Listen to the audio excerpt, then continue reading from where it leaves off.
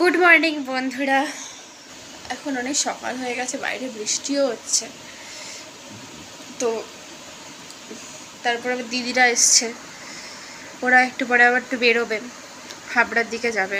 এখনও ওঠেনি ঘুম থেকে, কেউই আমরা ঘুম থেকে ওঠেনি এখনো। তো দেখতে থাকো ব্লগটা, আশা করছি ভালো লাগবে। অনেক দিন পর আজকে ভিডিও বানাচ্ছি, অনেক দিন পর। এতদিন সময় হচ্ছিল না, কারণ নিজের পরীক্ষা ছিল, তারপর অনেক অন্যান্য টুকটাক কাজ ছিল বলে আমি ভিডিও দিতে পারছিলাম না।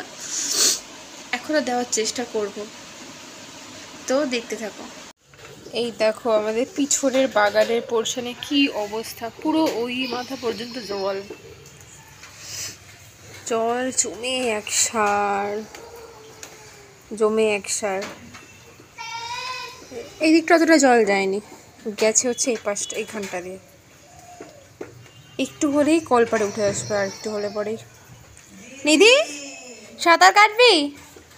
সাঁতার কাটবি? কাটবি? কাটবি না?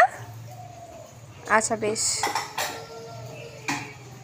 আর এই যে সামনে কিচ্ছু হয়নি, সামনে একটু সামান্য মতো জল আর কি হয়েছে আর কি। এখান দিয়ে ড্রেন কাটা হয়েছে যাতে জল যাতে না যাবে, পুজোর টাইমে জল জমলে পরে খুব সমস্যা। তবুও আর কি কোনো কিছু হচ্ছে না আর কি।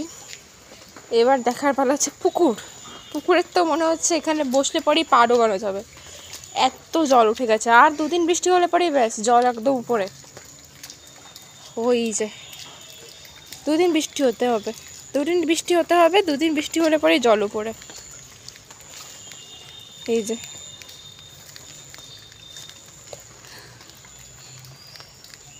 কি অবস্থা বাবা। এই যে এতটা জল এসছে বাগানে, এতটা জল এসছে।